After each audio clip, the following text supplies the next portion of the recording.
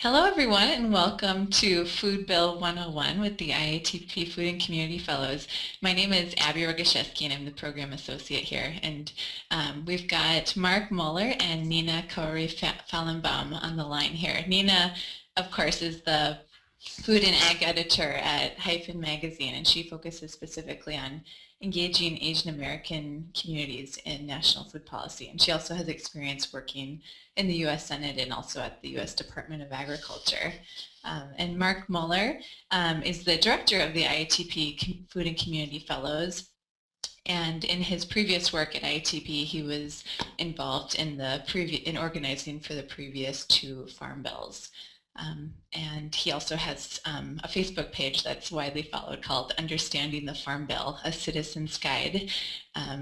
And so, yeah, we'll just begin here. And I just want to, this webinar is meant for the fellows community and IATP staff, and we also have some of our close colleagues on the line. And I just want to encourage any and all questions. If you have a microphone, feel free to raise your little hand if you see it on your control panel. There's a little hand that you can click, and we'd love to hear your voices during the presentation. And we'll save time toward the end, but if there's a pressing question, please raise your hand. You can also write them in the question box, and we'll get to as many as possible in the last 20 minutes or so of the presentation. So thanks so much, and I'm going to hand it off to Mark. All right, thanks, Abby.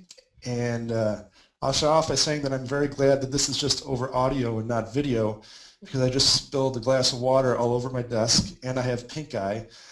So I'm looking like a mess. So thank you for just seeing or hearing me and not seeing me. So yeah, we're really excited about doing this, and very excited also for the fact that with the demise of the super committee, we're given a few more months to be thinking and acting around the Farm Bill. It's just the brief opening of this is that the agricultural leaders were trying to squeeze the Farm Bill into the super committee process and have it all flushed through and done by now. That all failed, and so we're going to have a few more months, at least until the spring of 2012, and some say that with the presidential elections it might push it even further. It might have to wait until 2013 for it to happen. So anyway, we have time. For better or worse, we have more time. And so I'm really interested in talking about this and getting your perspectives on what we all can and should be doing with the Farm Bill. And also, this is just a discussion amongst friends. This is not an open public Food Bill 101 thing, and so it's anyway. Feel free to express your opinions and not worry about Cargill on the line or something like that. And then one other thing I just wanted to say as an intro is that it's like a big elephant, I would say, with the Farm Bill, and that many people have many different perspectives on it. And someone that's in the SNAP program, receiving food stamps, those people are actually having the most interactions. Most interactions with the Farm Bill are through programs like that. Whereas other people have, I'd be very interested in getting Don Bustos's opinions on the Farm Bill, because he has a very different opinion. Being a farmer and having some of the stress of not having some of the socially disadvantaged opportunities come through, I think we should have another discussion that leads Don takes the lead on. So anyway, I'm going to give the perspective of a little bit on some of the history that I see as kind of impacted where the Farm Bill is. And Nina is going to provide the perspective of someone that's been on the inside and being a staffer at USDA. But I do want to just say that these are just two perspectives of the many, many that are out there around the Farm Bill. And I'll just say the photo that is there on the opening slide, it's hard for me to still say this, but that is now our family farm. Is from my wife's family farm that we are now part owners of. And I'm proud to say that it is a very diversified farm, and it has lots of trees, as you see. It has a nice little pond, and it is a little more diverse than many of the other places that you will see in Iowa. As I will click to right now, look at the Iowa Cropland Data Layer, and the yellow that you see in this is corn, and the green is soybeans. And everything else is a different color, but almost everything is yellow and green. I think this is one of the long-term impacts of our policies and our technology, is that we've turned the landscapes of here in the Midwest over to being dominated by just a couple of crops. We have many counties throughout south central Minnesota and north central Iowa that are over 97% corn and soybeans. So that diversity is very limited. One of the the important thing to point out here, though, is that this was not something that happened over the course of a couple of years. This happened, you could well say this probably started with the Homestead Act in 1860s, 1850s, and continued to this point, with particularly the last 30, 40 years being a really big transition away from very diversified farms to farms that were dominated by just a couple of crops like corn and soybeans. I think what's important to point out about that is that these two crops, it took a long time to get this concentrated on two crops. It'll take quite a while to turn that around. It's not just, it's not something that can be changed just by tweaking the farm bill, this next coming farm bill. It's something that's going to take us quite a while. So I think that needs to give us perspectives. The solution is not just tweaking the subsidy system or making change in terms of how payments or payment caps or something like that. They can all contribute to something that's better. However, I don't think we're going to get a solution by just making these tweaks. It needs a major overhaul. And one of the points that I do like to make is that we are in a system right now that is pretty unbalanced. And I use this Huckleberry Finn and Jim drawing partly because I love Huck Finn, and partly to show that I feel like it's somewhat like a raft. And after a while, if the raft starts to tip and the water starts to come on, it's hard to make that raft upright again. It just keeps on tipping more and more until it finally falls over. What I feel like with our corn and soybean system is that we have corn and soybeans that we've produced more and more supply. Then we found new demand for those corn and soybeans with things like hog feedlots, ethanol policy, other things. We try to find new ways of creating more demand for them, thereby creating more incentive for more supply, and just this continual cycle of more supply, more demand, more supply, more demand. And we're on this cycle. It's like the raft is tipping more and more, and we just don't know how to upright it because we just get in this trend and the water keeps on coming in. And so here's the results. Lots and lots of corn. This is actually a friend of mine who farms down in south central Iowa. And there's been many years, like this was taken a couple of years ago, when they overflew the elevators and they didn't know what to do with all the corn, and so a lot of the corn just kind of laid out there in different parts of the county because there was no other safe place to put it. So we're stuck with lots of corn, driving the price, usually driving the price down very low, and then trying to figure out what to do with all that corn. We're in a different situation right now. Prices over the past 2-3 years have been very high, which is somewhat unusual, and it's almost like there's definite blips that we have. Every, I don't know, 5-10 years, we'll get a year or two of really good prices and then several years of very bad prices. And this is one of the issues that we feel, the Institute for Agriculture and Trade Policy has a long history of working on this, and feeling one of the key issues for the Farm Bill is addressing these price discrepancies. And when prices are too high or too low, bad things happen. People go hungry. And so if we can find ways to make prices more moderated, the better off we'll be. Now, some people will ask and say, why are agricultural commodities any different from something like selling television sets? Why we don't have any intervention in terms of the television set market? Why do we need to have a government intervention for the agricultural markets? And this is something that the reason for it, first and foremost, is that when things aren't functioning, people go hungry. I think that's something we always have to remember. And then there's a lot of things that go on with agricultural commodity markets that don't happen in other markets. One is the very long growing season that farmers have to make their decisions this time of year through the winter. They make their decisions on what they're going to plant and grow and not harvest until next fall. And so that's an incredibly long time with lots of changes that can happen in the commodity markets during that time. The other thing is that we have a whole bunch of land out there that is going to be used. It's not like we can take land away when prices are too low and there's too much supply. The land is still there. Farmers need to make money, and the only thing they can do to make money is to plant things. And so farmers are going to plant things. No matter whether prices are high or low, they're going to plant. And so we have that productive capacity that isn't very easy to stabilize. And then along with that, there are a few other farming options that a farmer, say here in western Minnesota, there's not a whole lot else you can do with that land except farm it. And also with many of these places, we have the elevators set up for corn and soybeans and possibly wheat.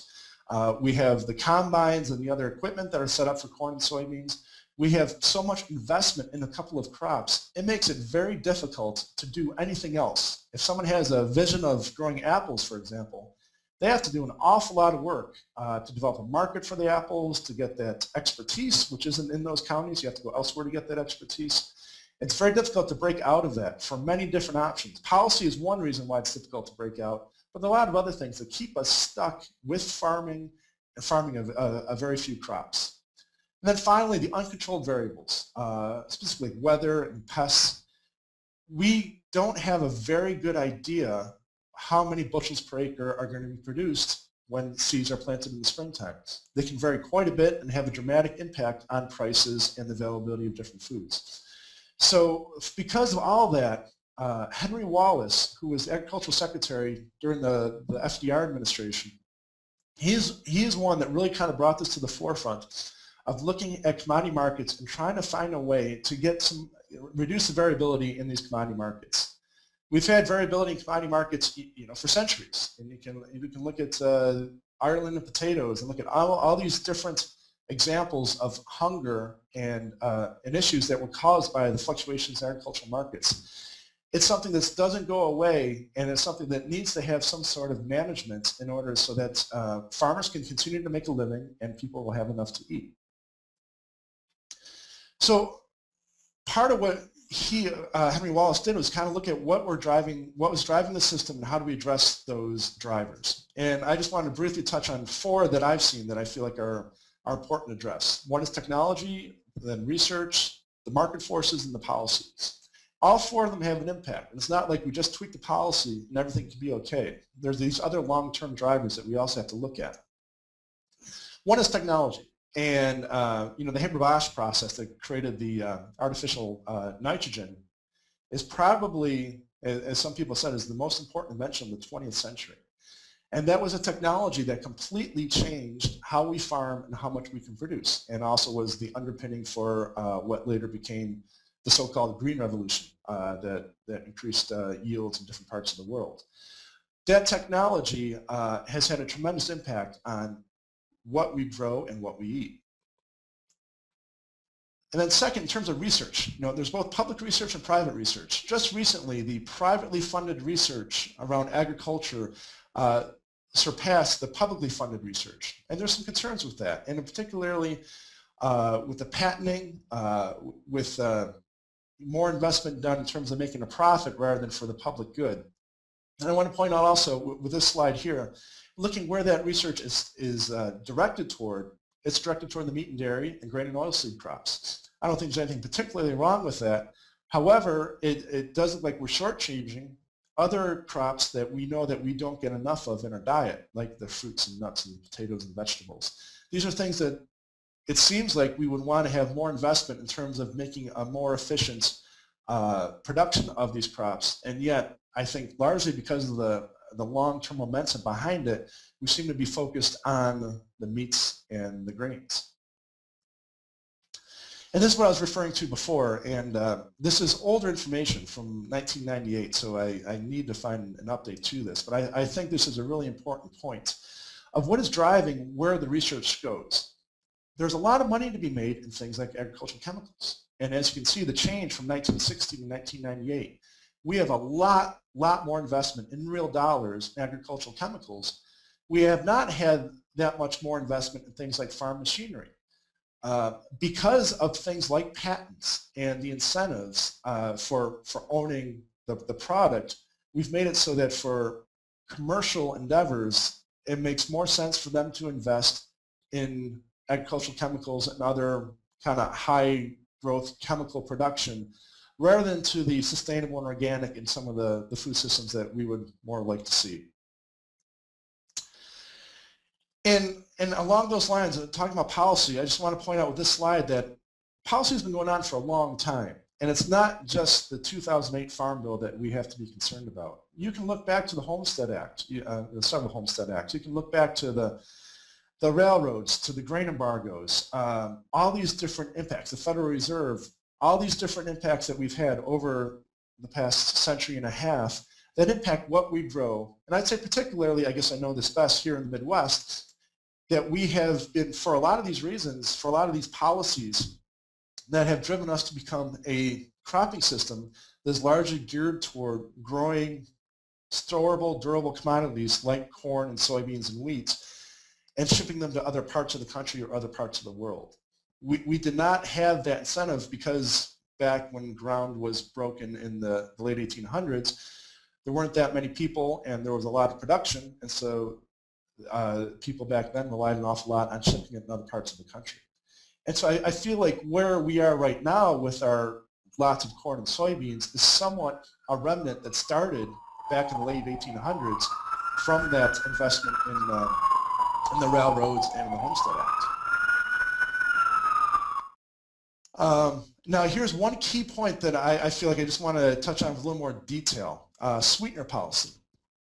And the reason why, well, one of the many reasons why we have so much high fructose corn syrup that has just proliferated as much as it has over the past 10 to 20 years. We have many different policies now in terms of how we treat commodities. It used to be when farm policy was first initiated in the 1930s, it was a supply management system. And in that supply management system, there were no subsidies. It was all done in terms of looking at things like using quotas and grain reserves and in terms of set-asides to limit the amount of production so that we didn't grow too much or too little, and so that prices didn't get too high or too low for farmers and for consumers. That policy of supply management went on for quite a while, but now with the 1996 Farm Bill that was sometimes called Freedom to Farm or Freedom to Fail, that Farm Bill really kind of broke the back of most supply management systems. And so now for things like corn and soybeans and wheat and cotton, we no longer have a supply management system. What we do have is essentially we allow the prices to go down as far as they can go and then make up the difference for the farmers through the government payments, through the subsidies.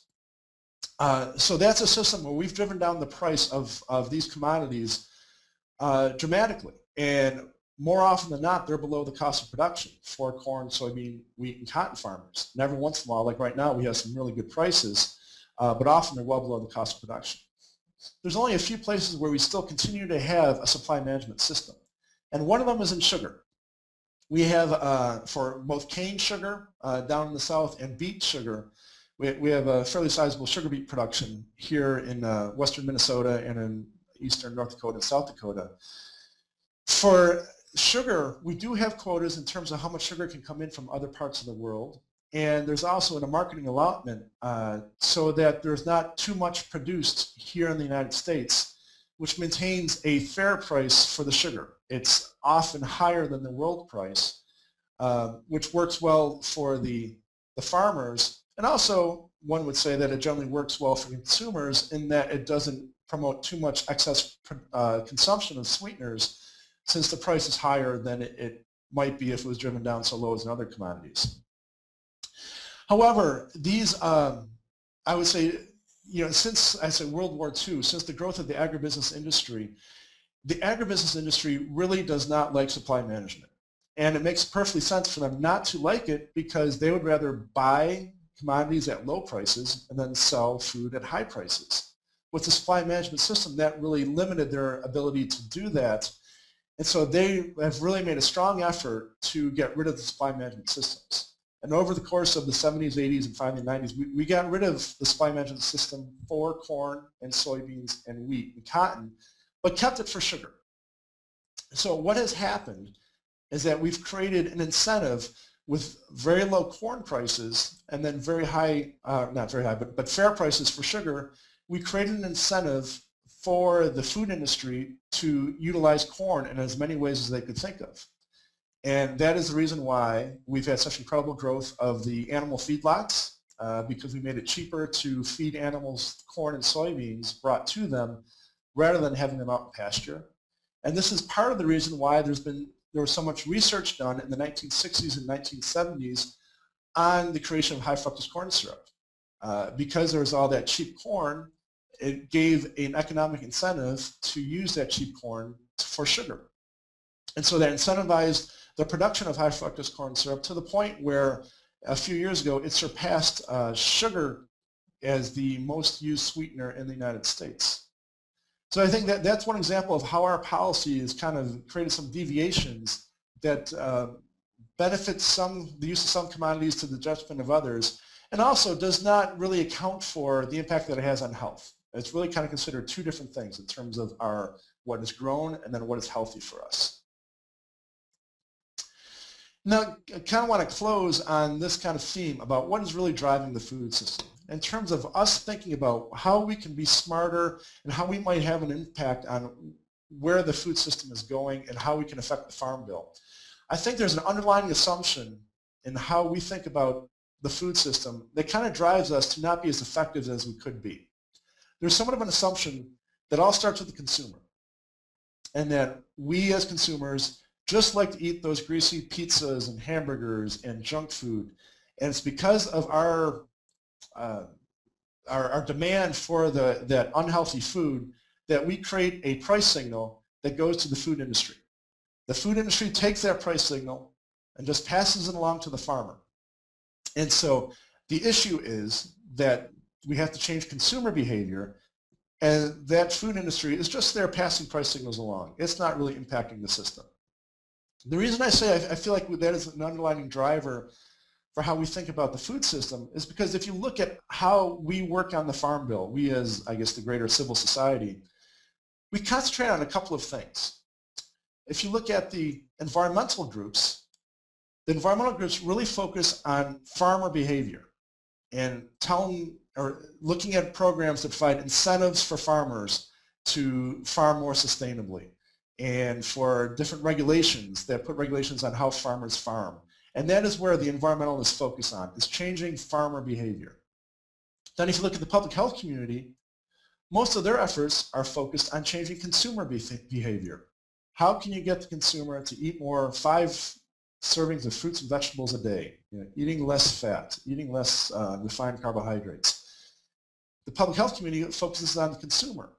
And because of those foci, I guess, what we have at the USDA is that the USDA and the Farm Bill there's programs at the Farm Bill, and I should say the Farm Bill is what funds the USDA for what it does. We have several programs in the conservation title of the Farm Bill that fund the USDA to do things to change farmer behavior. We have several programs in the nutrition title of the Farm Bill, and then the education programs that look at trying to change consumer behavior. We don't have any programs that really look at the food industry's behavior. We kind of look at that as a just entity that's passing price signals along and don't focus on that at all in terms of our policy. I think what we should probably look at it instead is say that it's not just a price signal conveyor. The food industry is really like a big elephant, and it actually has impacts on what farmers grow. It has impacts on what consumers eat through a lot of its advertising. It has quite an influence in terms of what happens at USDA and other government entities.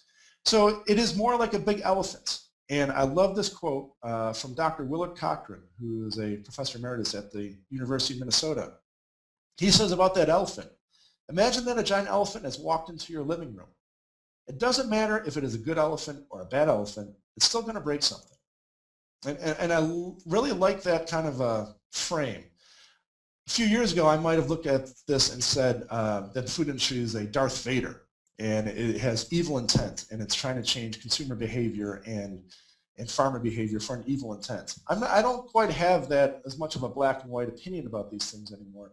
And I look at it more as an elephant, a little bit of an unruly elephant that really can't help itself, that we've allowed the food industry to get so big, it's essentially too big to fail. It's gotten so big that it is having unjust influence in terms of what farmers grow and what consumers eat. So that's more the perspective that I have, and that we as a civil society should be spending more time in terms of looking at that elephant and how can we make that elephant a little bit smaller, maybe a little less obese, and a little more responsive to what we want to have in terms of our policies.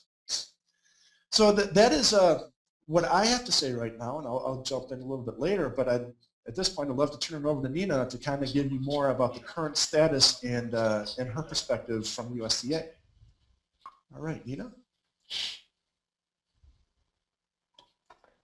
Hi, everyone. I hope you can hear me. Thank you so much, Mark, for that great historical overview. And I'll just go into my portion, and I really welcome any questions if people want to tap the icon to do chat or to, to raise their hand or to do the chat to the organizer. That would be great. And we'll definitely leave time at the end for lots of questions. What I'm going to go through is basically the current state of the Farm Bill, including lobbying, advocacy, and how I see that we can get involved, and demystification of, well, what this slide says, which is the current state of the Farm Bill. This graphic is from Watershed Media, and the author is a man named Dan Imhoff, and he's produced a really user-friendly book on the Farm Bill that was for the 2008 Farm Bill, but a lot of the tools are really relevant now. So I'd urge you to check that out if you're interested to research more or if you're engaged in teaching about the Farm Bill. This is a breakdown of how the U.S., as it says, how the USDA spends a tax dollar, which I think is really important because it can, a lot of the discussion about the Farm Bill can sometimes be unbalanced. Because the commodities and subsidies sometimes seem earlier in the lineup of items on the Farm Bill, people get an unrealistic view of how the money is spent, but this is the actual financial breakdown. As you can see, the largest portion of that money is to food stamps and nutrition programs. So anyways, this is our general overview. Next slide, please. We're two people sharing one webinar or one PowerPoint. So let's see. Can everyone see the next slide? It says who has power. Nina, you should have control over the Oh, slide. I do? Yeah. Oh, okay. I'm sorry. Okay, great. But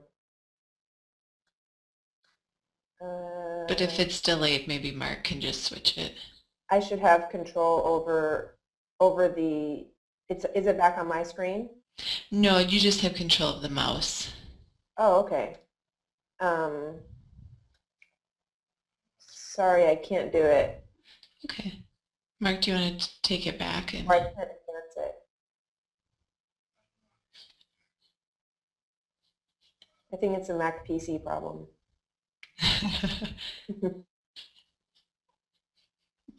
One moment, please. Talking, we'll just start working on this. It'll just take a second. Okay, that's great.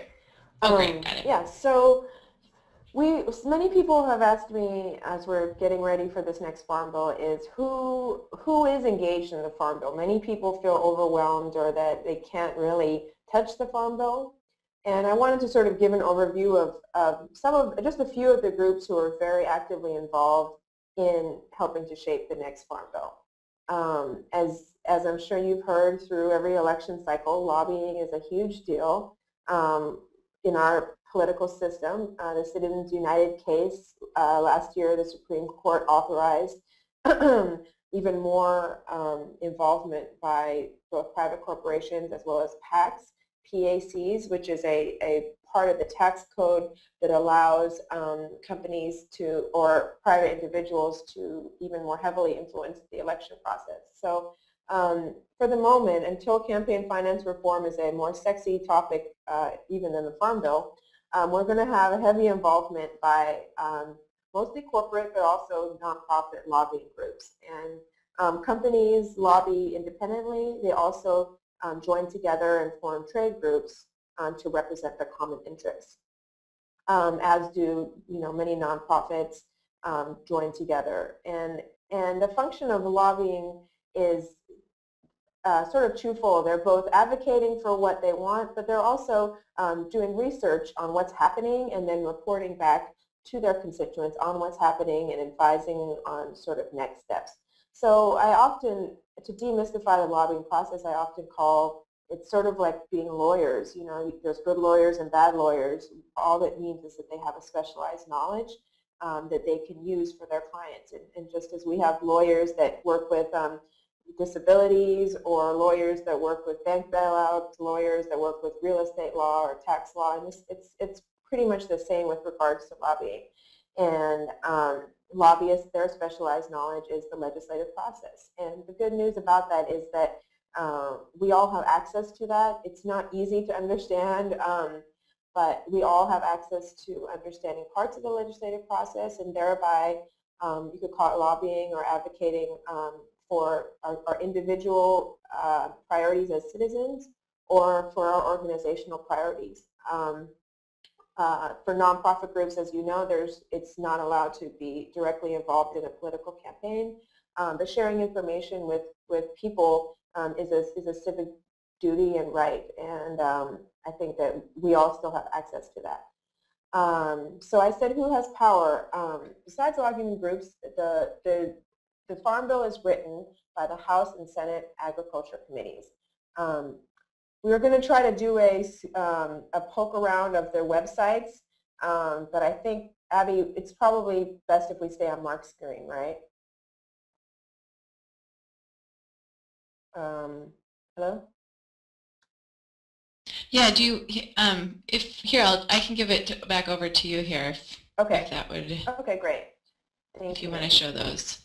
Sure. So if everyone can see my screen now, this is our holy men and women of the House Agriculture Committee, and here is the wise men and women of the Senate Agriculture Committee. So these two committees, which members of the Congress work hard to get onto, they can choose what committee they want to be on, or they can sort of do their own lobbying efforts to try to get onto the committee. And this is where the Farm Bill is hashed out. Many people think that USDA or Secretary Vilsack writes the Farm Bill, and this is just a key thing to remember. A lot of the deliberations with regards to the Farm Bill live on these two websites. So I really urge everyone to take a look at these websites, familiarize yourself with these members. If any of them are from your state, it's fantastic, because that means that you have a direct line to them from your state or your region. If they are from nearby you, say a House member who's just from a few counties away, you can still contact them and let them know your opinions. These websites are also great because they post in their newsroom, on the hearings listing, they post hearings that have happened, and this is when they will bring in either members of the administration, may bring in people from industry, nonprofit, activists, all kind of people in to gather more information, and then these hearings are either live streamed or posted a few days or weeks after on these websites.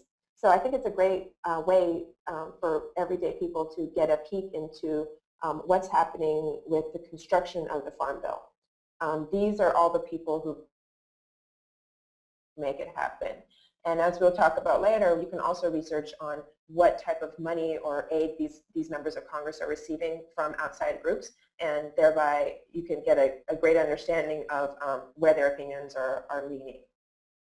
So feel comfortable with these two websites, and I would advise using directly from the House or Senate websites as opposed to some private sources. And I guess while I'm on here, I will also, before we take it off my screen, is show you one other tool, which is it's called the Farm Bill Side by Side. This is a website within the U.S. I'm sorry. Sorry about that. Yeah. Within the U.S. No problem. Within the USDA website, which is it's just called the Side by Side, and it compares changes from each Farm Bill. So you can just Google, you can take down the link or Google ERS Farm Bill Side by Side. And I just think this is a great tool to feel in control of the Farm Bill. Here is the link to download the entire thing. Here are links directly to the portions of it. And when you follow them, it can show you what changed in the last Farm Bill very clearly. Money spent more or less, programs that were added or subtracted. And this is, I think, a really great impartial tool to understand the state of the Farm Bill. So I guess we can go back to the PowerPoint. So we'll transfer over to Mark's screen, is that right? Great, yeah. Thank you. So the other important person that has power in this is, us. Lest we feel that we have no agency or power within this, we are the boss of Congress. We learned it in the 5th grade civic class, but it can be easy to forget. And I pulled up the logos of a few groups who I think have been very vocal in their opinions in the last Farm Bill and are going to play a strong role in the next one. I picked both national and local groups. I'm not sure if Don I think he's involved with the New Mexico Acequia Association, but I know that they've been putting on Farm Bill events. Also, Federation of Southern Cooperatives, Community Alliance for Global Justice is a group in Seattle that's organizing Farm Bill discussions, and Food and Water Watch and Food Democracy Now! Are national organizations. And these are all groups that are doing either local or national work on Farm Bill. Citizens, I picked one example from the 2008 Farm Bill that I'll just say real quickly is that there was, I think Mark has mentioned this before in our discussions, but GIPSA rule, which was basically a rule to help regulate the livestock industry. The Obama administration had a proposal to sort of crack down on it or make it a little bit more effective out in the field. And they did a comment period, and many of these quiet changes in regulation can sometimes go unnoticed, but this one actually was extended longer and longer and longer, partially because citizens groups got very involved. Food and Water Watch was representing citizens and consumers. United Food and Commercial Workers was representing workers, organizers, people, including working at slaughterhouses and out in the field in the livestock industry. And there were a series of public hearings on issues related to livestock competition that were held around the country, and people from industry as well as farmers, packers, and regular people showed up, and this was an example of very active engagement in implementing one part of the Farm Bill. Next slide. So in terms of strategy for yourself to be involved, I showed on the ERS Farm Bill side-by-side page, these are the parts of the Farm Bill. And they're called titles, but you can think of them just as easily as chapters. This is the way that the Farm Bill is organized under these titles. It all adds up to $145 billion, and well, that's for fiscal year 2012. And as I said here, pick your favorite. It's really not necessary to understand the whole Farm Bill. At the risk of adding to the problem that Mark described about the elephant and everyone knowing different parts of the Farm Bill elephant, it's much easier to try to pick out the portion of it that affects people you are working with or people that you're in steady communication with, and using that as a launching off point to understand more parts of the Farm Bill. And of course, the size of each of these titles is uneven in terms of budget. Some are much larger than others, but if you can know your way around one of these titles, you're well on your way to understanding the Farm Bill. Next slide. And in terms of other tools to understand it, I took a lot of research for this from the Center for Responsive Politics. Their website, Open Secrets, is great. That's what describes, that's where they've aggregated public information about lobbying contributions. If you're wondering why your member of Congress voted this way or that way, you can search their name on this website and find out where they received donations from. You can also search your favorite company. You can search your favorite union or any other entity that is involved in the political process and understand who they donated to or who they received money from. Environmental Working Group also has an excellent primer and online tools to track where subsidy payments go. And finally, Watershed Media, which I said is led by or involved with Dan Imhoff, who's done a lot of free tools to understand the Farm Bill. And I gave a photo here just for inspiration, if anyone is feeling overwhelmed at this point, is a woman named Eloise Cobell. I'm sure that some of you know her. She was responsible for leading actually the largest class action lawsuit against the U.S. government. She was an accountant, and she was just calmly fingering through decades of records and found that what she estimated was that the Native American tribe that she was working for and the Blackfeet Nation had not received approximately $50 billion in payments from mineral royalties that were due to them. She spent decades fighting for this, and her along with 375 co-plaintiffs. In the end, they settled for $3.4 billion in the largest class action lawsuit won against the U.S. government. And I mean, I'm not saying that this is related with class action lawsuits, but she's an inspiration for her patients, and her patience to dig through a lot of paperwork with one single goal. And I think that in the same way, we can have patience to dig through the Farm Bill and find out, looking for irregularities and helping to expose them. She unfortunately passed away just last year, and this year, and her obituary, they said it was perhaps the reason they ignored her had something to do with the very reason she brought the lawsuit in the first place, to train a bright light into the dingy, untidy corners of democracy in America. So that's Eloise Cobell. And next slide, please. So outside of the Farm Bill, and I'll go through the rest of this really quickly, but is life between the Farm Bill. Many people have been thinking with the super committee process and the fact that we say 2012 Farm Bill, that means that once it's done, and we just have to sit on our heels and wonder why we didn't accomplish this goal, or sort of wring our hands of wins and losses. And I don't believe that that's true. What happens in between the Farm Bill is implementation, and that means that it has to be done, and that's what the USDA is responsible for. The executive branch of government executes the laws and distributes the money as Congress has directed. And this is another chance for citizens to be engaged in making sure that the promises of the last Farm Bill are fulfilled.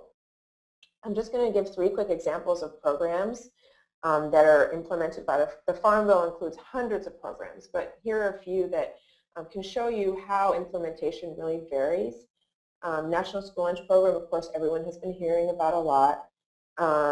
The best way to learn more about it is actually by Googling keywords. The USDA website is like a labyrinth that you don't want to get lost in. So I recommend using keywords to find the programs that you care about. You can also use state names. As you can see, this is a huge program, but it's administered largely by the states. So this specific program, if you care about its implementation in between the Farm Bill, working with your state legislators and also state appointed education officials is a very great way to be useful on the school lunch program in between Farm Bills, just as an example. The next program that I just wanted to highlight is the Conservation Stewardship Program, and Mark has been involved in this. And I don't know, Mark, if you wanted to say anything about this, but basically this program is more executed through technical committees. And so that's the arena for influencing and making sure, sort of doing citizens oversight on this program. If you're involved in it, that is a very important task for well-meaning people to be engaged in between Farm Bill years. Yeah, and the last, sorry, please go ahead. Yeah, I was just going to say, Nina, that after the Conservation Security Program at that time passed in 2002, I remember being at a meeting and we were all kind of slapping each other on the back and congratulating each other because it passed as an entitlement program. Mm-hmm. And I definitely didn't. I don't think any of us really had a clear understanding of what can happen in the conference committee when the House and the Senate get together, and then what happened through appropriations, because it just was hammered in those two things. And then there's this technical committees that it goes out to each state, and there's a state technical committee and then subcommittees there. And it's really important to be involved at that level. However, I would say I try to be involved in that. It is really, really boring work. with not a lot of payback. And although it's important to be there, it's very difficult, one, to get funding in order to make that commitment. And people that can be there tend to be groups like the Pork Producers Council and groups like that that have funding and then have a strict agenda that they're trying to get through. Mm-hmm. Great point. And as he said about rulemaking, you know, many parts of the Farm Bill dictate USDA should make a rule on X or Y, or USDA should regulate X or Y.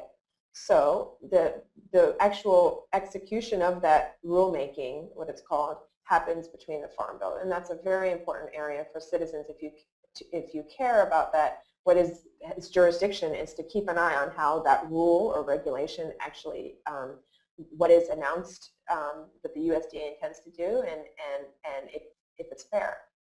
The final one is just one program of the Farm Service Agency, which is called Farm Operating Loans. This is actually a FSA employee I visited, and he was kind enough to show me how big one farm operating loan application package is. So this gives you an idea of the challenges many farmers go through in getting capital for their farms. And many of the FSA or Farm Service Agency programs are administered by locally elected county committees.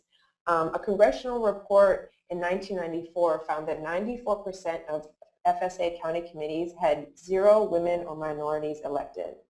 The FSA county committees is it's a very old-fashioned structure that was based on local control.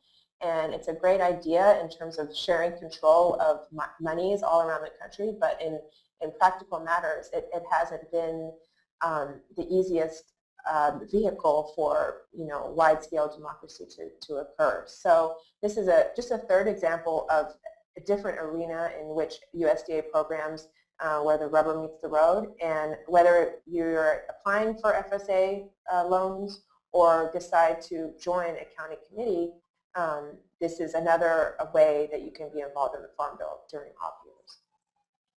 Next slide, please. So, you know, there's a lot of ways that we can jump into it. I made this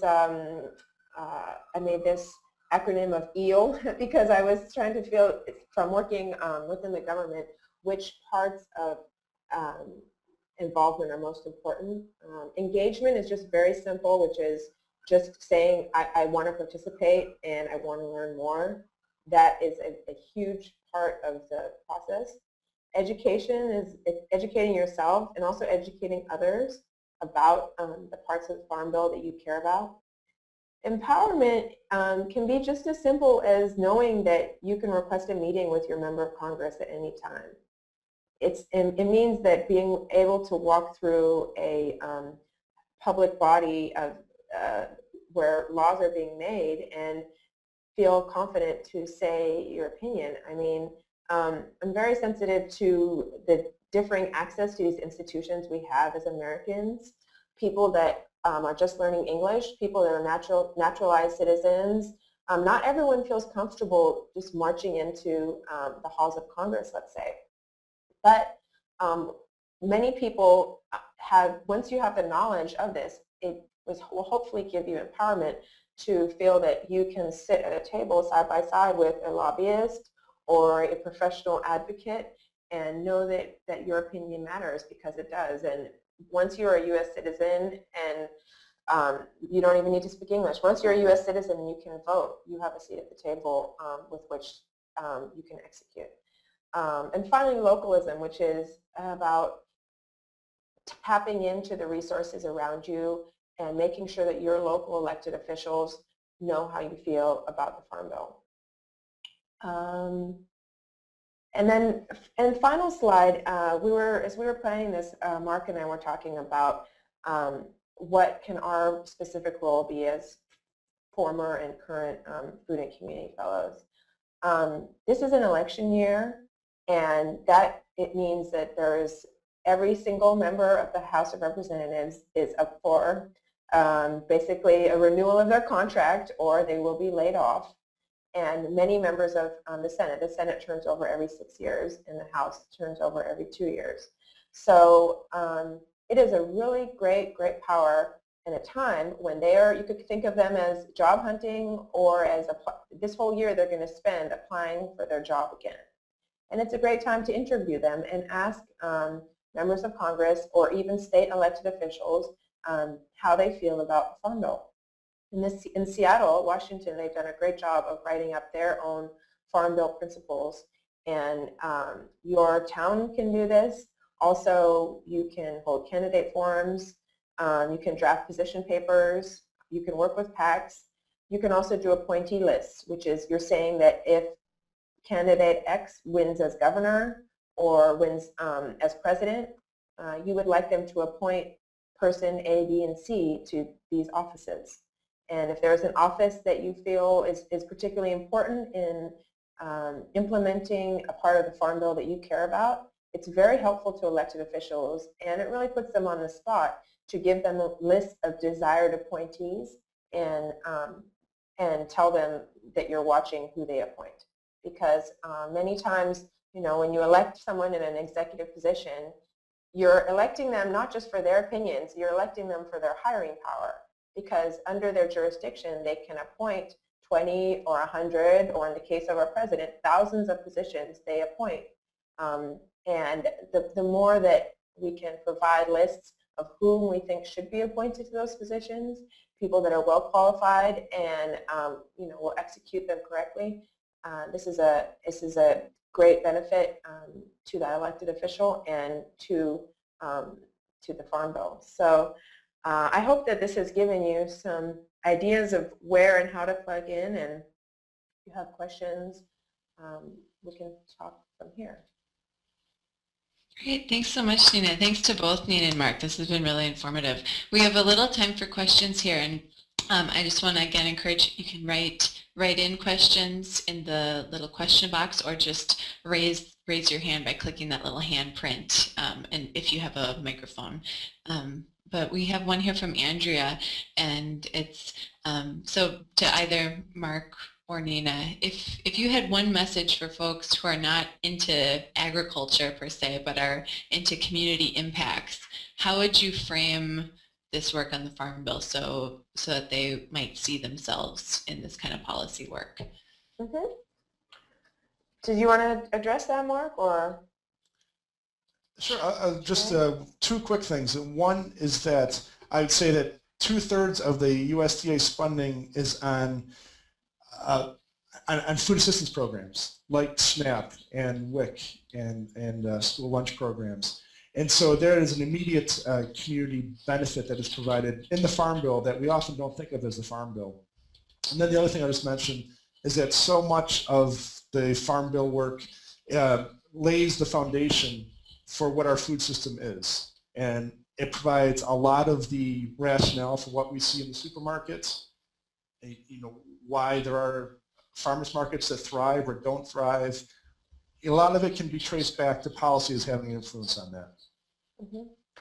And I would make it to add to that, make it relevant to the consumer. If you're thinking of the different roles people are playing that it's totally outside of farming. I mean, if you go to the supermarket and pick up a box of cereal, look around it, turn it upside down, open up the box, almost every single part of that box is governed or is regulated by the USDA.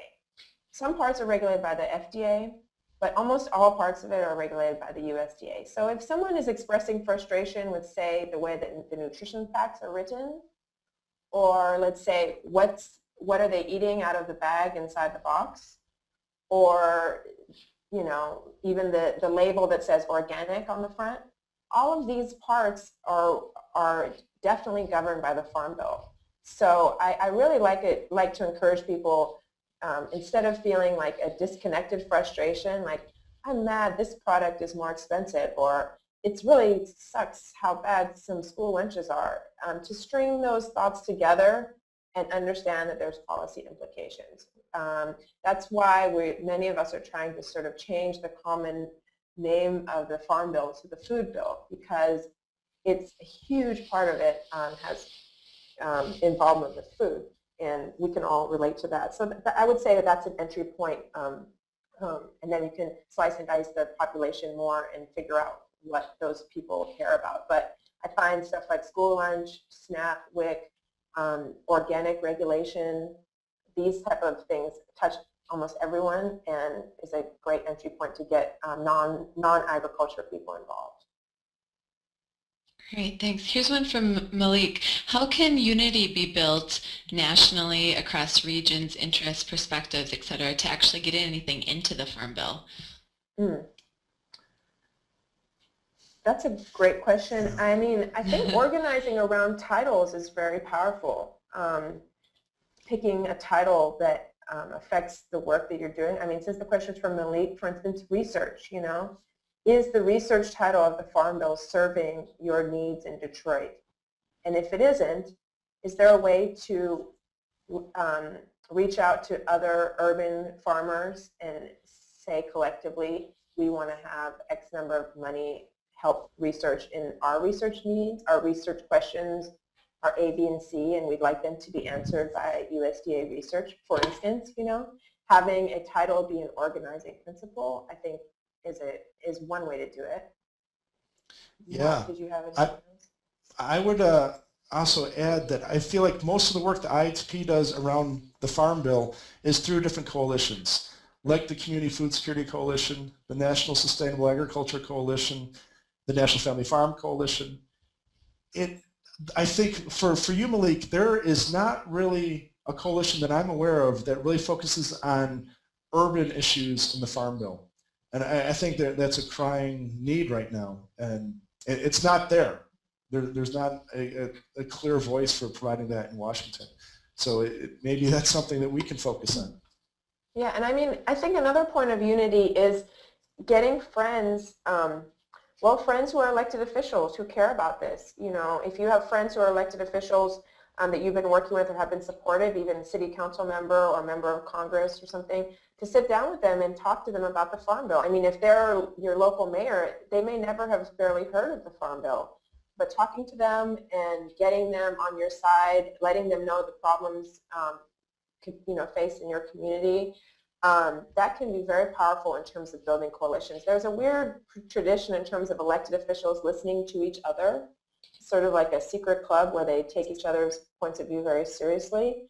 And you know, if there was you're talking about unity, unity can be along ideas, but it can be also regional.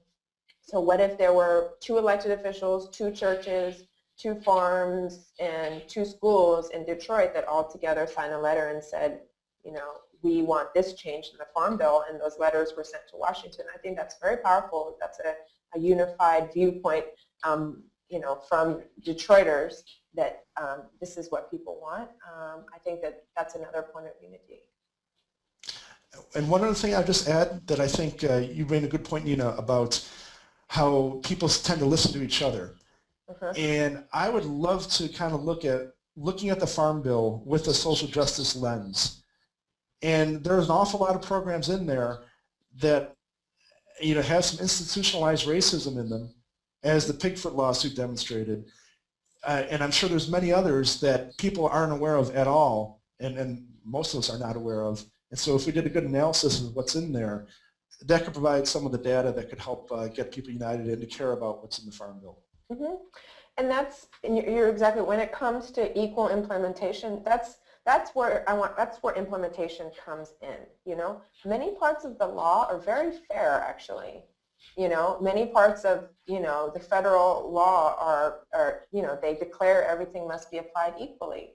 Well, the USDA and rural America, it has been notorious for applying provisions of the Farm Bill unequally. So, you know, you could also say that, you know, we're abandoned work on the exact Farm Bill and just focus on implementation and making sure that it's applied equally. And that's a huge challenge still to be done in terms of, yeah, social justice and equal access to the programs of the Farm Bill. Great. Well, thanks to both of you, Mark and Nina. I want to be respectful of everyone's time here and limit it to 1 hour, but I'm sure that you'd both would welcome any emails or phone calls with other questions. Is that correct? Yeah, anytime. Anytime, yes, please. Great. Please, let's have it be a continuing discussion.